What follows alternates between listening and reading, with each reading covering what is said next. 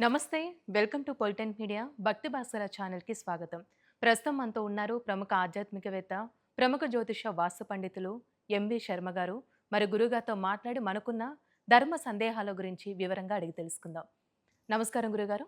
నమస్కారము. గురుగారు, ఇప్పుడు సూర్యాస్తమయం తర్వాతకి మనం ఎలాంటి నియమాలు పాటించాలంటారు? అలాంటి సమయంలో ఎలాంటి పనులు చేయకూడదండి? సాయం సమయంలో చాలా నిబంధనలున్నాయి. హ్మ్. ప్రాతకాలానికి ఎంత అనుకూలతలున్నాయో వాటికి కూడినవన్నిటి కూడా సాయంకాల సంబంధంలో నిబంధనలు. ఎందుకంటే సూర్యోదయం కన్నా ముందే లేవాలని ఉంది. హ్మ్. మనిషి నిద్ర సూర్యోదయం కన్నా ముందే లేవాలని లేవాలి. ఉంది. కానీ సూర్యాస్తమయంలో పండుకోకూడదని ఉంది. హ్మ్. కొంత వీటికి వాటికి వ్యతిరేక్తంగా ఉన్నాయనుకోండి. అవును. సూర్యాస్త సమయంలో పిల్లలు గానీ, పెద్దలు గానీ, ఎవరు గానీ నిద్రించకూడదు.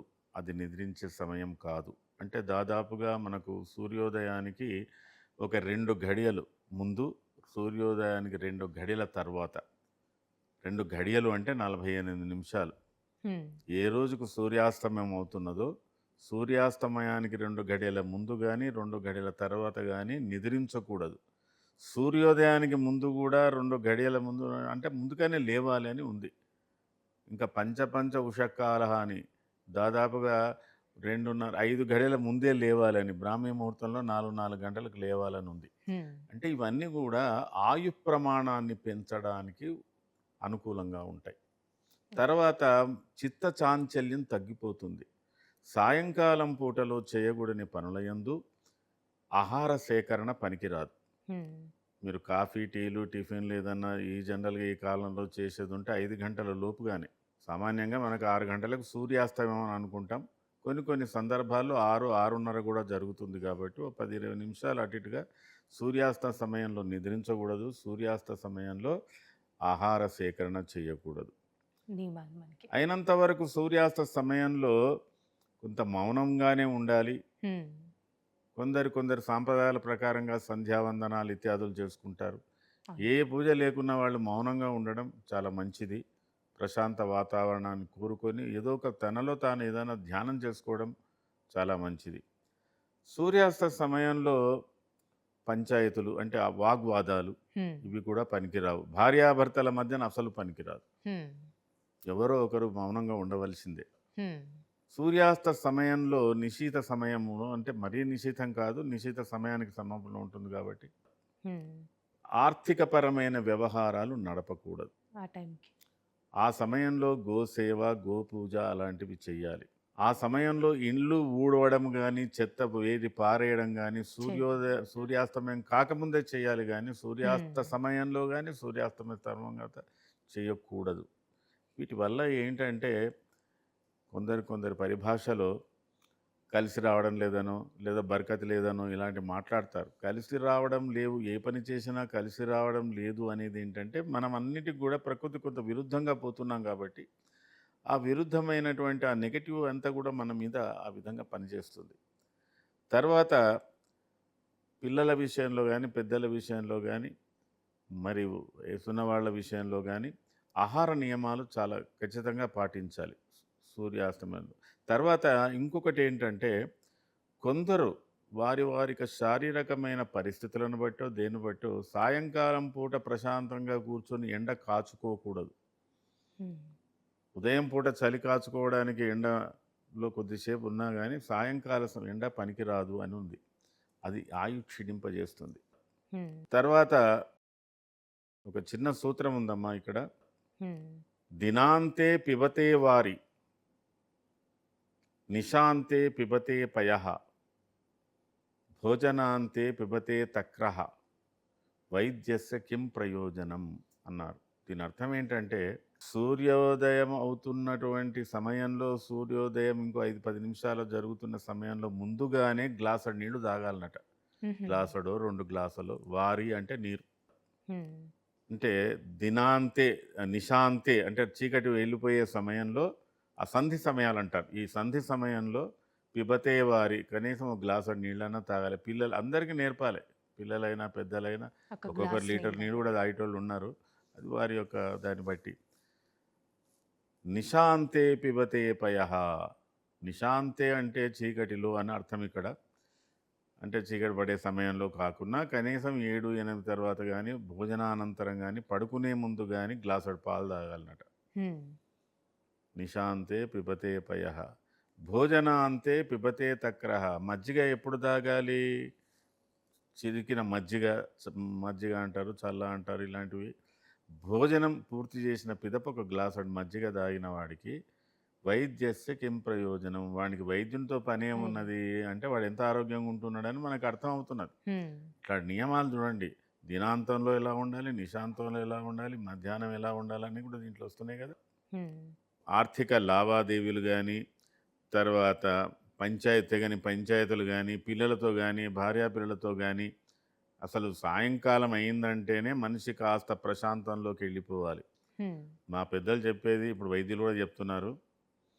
ఎలా ఉండాలంటే సాయంకాలం అవుతున్నది అంటే 6 అయిపోయిందంటే ప్రపంచానికి సంబంధించినటువంటి సమస్యలు గానీ, వ్యక్తిగత సమస్యలు గానీ మెల్లమెల్లగా తగ్గించుకుంటూ రేపు చూద్దాంలే ఇప్పుడు మన మాట్లాడు. నుంచి కాదు అని మెల్లమెల్లగా టెన్షన్ తగ్గించుకుంటూ హ్మ్. ఉద్రిక్తత తగ్గించుకోవాలి. తగ్గించుకొని భోజన సమయాన్ని వల్ల వాళ్ళు ప్రశాంతంగా ఉండాలి. పండుకునే సమయానికి మరీ ప్రశాంతంగా ఉండి పడుకోవాలి. ఏదున్నా రేపొద్దున చూసుకుంటా అన్న ధోరణిలో రావాలి. కానీ మనము సరిగ్గా భోజనం అయ్యేవారికి 9, 10, 11 కూడా చేస్తున్నారు ఇప్పుడు ఈ కాలంలో. పడుకోవడానికి కూడా తొందరగా నిద్ర రాక అంటే ఇవన్నీ ఏంటంటే ఒక రకమైన మానసికంగా ఇంబాలెన్స్ అవుతుంది. బాడీ అండ్ మైండ్‌లో ఇంబాలెన్స్ వస్తున్నది. తర్వాత అర్ధరాత్రి పూట గానీ, రాత్రిపూట స్నానాలు గూడా అర్ధరాత్రి చేయకూడదు. హ్మ్. సాయంకాల సమయంలో కొంతవరకు స్నానం ఆచరించవచ్చు. మంచిది. కానీ మరీ చీకటి పడ్డాక స్నానం చేయకూడదు. బట్టలు మార్చుకోకూడదు. హ్మ్. అంటే అన్నీ మార్చేవన్నీ కొద్దిగా పొద్దున్నప్పుడే మార్చాలి. తర్వాత పడుకునే ముందు మనం పక్క బట్టలు వేసుకొని పడుకుంటే, లేచిన వాడు ఎవడి పక్క బట్టలు వాడే చుట్టుకోవాలి. ఎవడైతే పక్క బట్టలు చుట్టకుండా లేచి అలా వెళ్ళిపోతాడనుకో, వాడి ఆయుః ప్రమాణం కూడా తగ్గుతుంది. హ్మ్. కాబట్టి ఇట్లాంటివన్నీ చూసుకొని పిల్లలతో, పెద్దలతో గౌరవంగా, మర్యాదగా, ప్రేమగా ఉండడం. మీ పెంపుడు జంతువులతో గానీ, ఆవులతో గానీ, ఆవు పూజలు గానీ, తులసి పూజలు గానీ, ఇలాంటివన్నీ చేసుకోవడం. సాయంకాలం సాయంకాలం సాయంకాలం పూట ఇలాంటివన్నీ చిన్న చిన్న పారాయణాలు చేసుకోవడం. ఇవన్నీ ఉండాలి. ఆడవాళ్ళైతే మరీ సాయంకాలం పూట బొట్టు ధరించి తప్పకుండా ఉండాలి. బొట్టు ధరించకుండా ఉండకూడదు. అంటే బొట్టు ధరించడం అంటే దీంట్లో అర్థం ఏంటంటే దువ్వుకోవడము, పూలు హ్మ్. పెట్టుకోవడము ఇవన్నీ ఉంటాయి కదమ్మా. అవును. కనీసం పూలన్నా పెట్టుకొని ఉండాలి. ఇట్లా హ్మ్. కొన్ని ఉన్నాయి. ఆడవాళ్ళకుండే నియమాలున్నాయి, పిల్లలకుండే నియమాలున్నాయి, పెద్దలకుండే నియమాలున్నాయి. వెరీ ఇట్లా తర్వాత ఈ సాయంకాలంలో చాలా వరకు కొద్దిగా ఆధ్యాత్మిక జీవన విధానం కొంత ఉండి, లౌక్యపరమైన విషయాల మీద కొంత భారం తగ్గించుకుంటూ ఉండడానికి ప్రయత్నం చేయాలి. మనకు ఏ నియమం పెట్టినా, ఏ ఆచారాలు పెట్టినా, ఏది పెట్టినా దాని యొక్క సూక్ష్మం దాని వెనుక ఉన్నటువంటి పరమార్థం ఏంటంటే ఆయురారోగ్య, హ్మ్. ఆయు ప్రమాణంతో పాటు ఆరోగ్యంతో ఉండాలి అనే ఉద్దేశంతోటే పెట్టినవి ఇవన్నీ. అవును. హ్మ్. ఆర్థిక వ్యవహారాల విషయంలో మీకొకటి చెప్తానండి. దరిద్రం అనేది ఎక్కడొస్తున్నది? దరిద్రం ఎవరెంబడి ఉంటుంది? హ్మ్. చూడండి, మనం ఒక గదిని ఊడ్చేస్తాం. ఓ చెత్త ఓ మూలన పోగైపోతుంది. ఆ పోగైన చెత్తని ఏం చేస్తాము? ఒక డస్ట్‌బిన్‌లో వేస్తాం. హ్మ్. ఆ డస్ట్‌బిన్ గూడా నిండిపోతుంది. ఆ డస్ట్‌బిన్ నిండిపోయిన తర్వాత ఏం చేస్తాం? దాన్ని తీసి మున్సిపల్‌కి సంబంధించిన వాళ్ళ పెద్ద డస్ట్‌బిన్‌లో ఏస్తాం. అవును. అక్కడికి మన బాధ్యత అయిపోతుంది. అక్కడ చెత్త పేరుకొని పోతే వాడేం చేస్తాడు? వెహికల్స్ తీసుకొనొచ్చి ఎక్కడి నుంచి తీసుకపోయి ఎక్కడనో డంప్ చేస్తాడు వాడు. ఎక్కడో దగ్గర డంప్ చేయవలసిందే. అంటే మనం ఎంత తీసి పెట్టినా ఆ పనికిరాని ఆ చెత్త పదార్థానికి ఎక్కడో దగ్గర దానికి స్థానం కల్పియాలి. అట్లాగే మనం చేసే దోషాలు, పాపాలు ఇవ్వో, అవ్వో పూజలో, పునస్కారాలో చేసి అయ్యగార్లకో, వాళ్ళకో, వీళ్ళకో దానాలో, ధర్మాలో చేస్తే ఏదో ఓ పొరపాటు చేశానండి. దానికో దానం ఇచ్చేశాను. ఆ దానం ఇచ్చేస్తే అయ్యగారు చూసుకుంటాడు అంటే నిజంగా ఆయనకు పోతదనుకుందాం. మరి ఆయన తీసి ఎక్కడ పెట్టాలది? అవును. ఇప్పుడు ఆయన కూడా ఎక్కడో పెట్టాలే కదా! హ్మ్. అయితే ఇవన్నీ ఏం చేస్తాయంటే మనం చేసినటువంటి చెడు కర్మలు, మనం చేసినటువంటి కొన్ని దుష్కృత్యాలు, వాటికి సంబంధించినటువంటి గుణదోషాలు, ఆ దోషాలన్నీ కూడా ఎక్కడ పోతావయ్యా అంటే అకాల నిద్రపోయేవాడు, సాయంకాలం పూట అన్నం తినేవాడు, మూత్రం పోసి కాళ్ళు అంటే పరిశుభ్రంగా లేనేవాడు, అవతలితలు పోతే కాళ్ళు చేతులు కడుక్కోకుండా అపరిశుభ్రంగా ఉండేవాడు, హ్మ్. అకాల నిద్ర పోయేవాడు, ఆ, లేదా పొద్దెక్కిన దానికి పడుకునేవాడు, వాడిని ఆశ్రయిస్తాయట ఇవన్నీ పోయి దరిద్రాలు వాళ్ళే పడతాయట. కాబట్టి మనం కూడని పనులు సాయంకాలం వేళైనా, కూడని పనులు ఉదయం పూట చేసినా ఇతరులకు సంబంధించినటువంటి దోషాలు ఎక్కడికి వస్తాయి, ఎక్కడొచ్చి పడతాయంటే మన దగ్గర వచ్చి పడతాయి. హ్మ్. అందుకే చిన్నతనంలో పిల్లలు అట్లా పోయి కాళ్ళు కడుక్కుంటే సరిగ్గా కాళ్ళు కలవకుండా కడుక్కోలేదు. కడుక్కుంటారే శని పడుతుందిరా నీకు అనేది హ్మ్. అంటాం. అట్లా అని అంటారు. అంటే అక్కడ గింతంత స్థలము అంటే తడవకపోయినా ఉంటుందన్నమాట అట్లా. కాబట్టి కూడని పనులు ఏ సమయంలో ఏవి చేయాలనో అవే చెయ్యాలి. కూడని పనులు ఏ సమయంలో కూడవో అవి ఆ సమయంలో వర్జింప చేయాలి అనేది మనం దృష్టిలో పెట్టుకొని మనం ఆచరిస్తూ మన పిల్లలకు కూడా వాటి యొక్క మంచి చెడులు నేర్పుతూ వస్తే బాగా ఉంటుంది. చాలా చక్కగా తెలిసావు గురుగారు. ధన్యవాదాలు. నమస్కారము.